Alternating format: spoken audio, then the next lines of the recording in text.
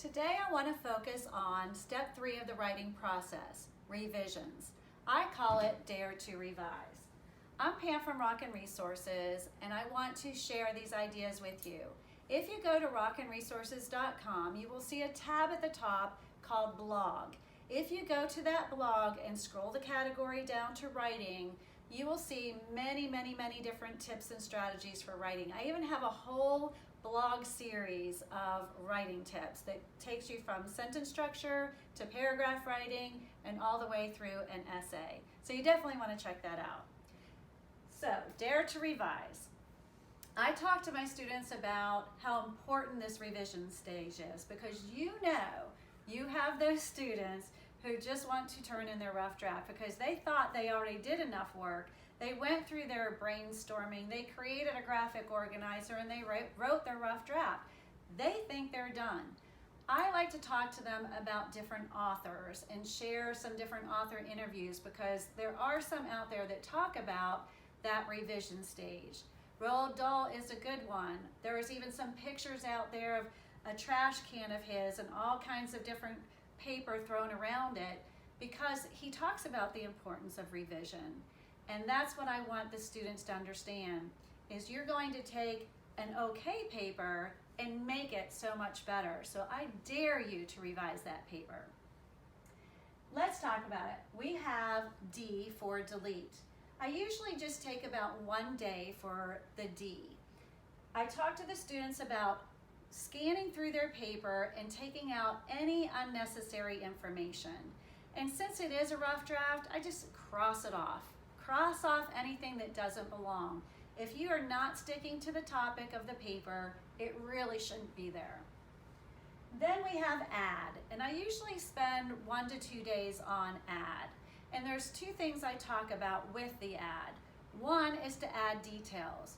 Go through your paper. What else are you thinking about as you're reading through your paper? Add some details. Bring in some life to your paper. Then the transition words. You definitely, no matter what kind of writing they are doing, is to add those transition words. If you have a 5-paragraph paper and there are no transition words, it can be confusing or feel scrambled. So you definitely want to add in those transition words. Then we have rearrange. And rearrange is also sticking to the topic, but say you have some information in your first paragraph that belongs down in your 3rd paragraph or vice versa. You want the students to go through each paragraph and make sure that they are sticking to the topic within each paragraph. And they might need to rearrange some things. Or they might need to rearrange within that paragraph. Maybe they spoke too soon about a mystery element and they need to bring it down to the bottom of the paragraph. And then exchange. Exchange is when you're exchanging words for stronger ones. And I spend a lot of time on exchange because I spend a whole day on Rockin' Beginnings, which is a strong lead. You want to teach those students how to build up a strong lead and how to really bring your readers and bring that interest in there.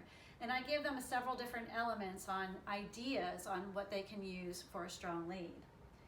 Then I talk about million-dollar words. And this kind of goes along with the add part because million-dollar words is word choice. But I call them million-dollar words because it's just a little bit more fun. And I like to pass out like million-dollar tickets when they're working on this. And I usually spend a whole day on that lesson. I build it up, I give them word lists, I have little thesauruses, dictionaries, whatever they need, but I have it all set out there for them so that they can flip through and find some better words. And I even tell them, when you are doing those million-dollar words, if you come across something you want to add instead of just exchange, you can certainly do that because they kind of go hand in hand. That is what I love about the million-dollar words. They love that. What I like to do with that as well is to take their little million-dollar ticket or just have them write on a sentence strip a great sentence that they found or that they developed when they were doing their revising, and I paste them around the room and they love to see that up there. Then you have variety of sentences, and that is something else you want to exchange. You don't want everything to say he said, she said, he said, she said. You want your students to mix them up, whether they are starting with the word to, or they are starting with an excitement word, or starting with an adjective. There are lots of different ways that you can mix up your sentences so that there is a variety and it doesn't seem so choppy. And then last for exchange, I talk about jamming conclusions. Just like the rockin' beginnings, I give them a bunch of different ideas on how they can write a jamming conclusion, and then they come up with that. And I also kind of tie in crafting the title with exchange sometimes too, because most of the times I don't let the kids develop their title or create their title at the very beginning. I wait to the end. But if they did already create the title, then at the end I said, okay, now you're going to exchange that a little bit. How would you change your title to make it more interesting? So that is Dare to Revise, and now you have some ideas to go back and share with your students because you want to dare them to revise that paper to make it so much better. I hope you got some great ideas. See you on the next video.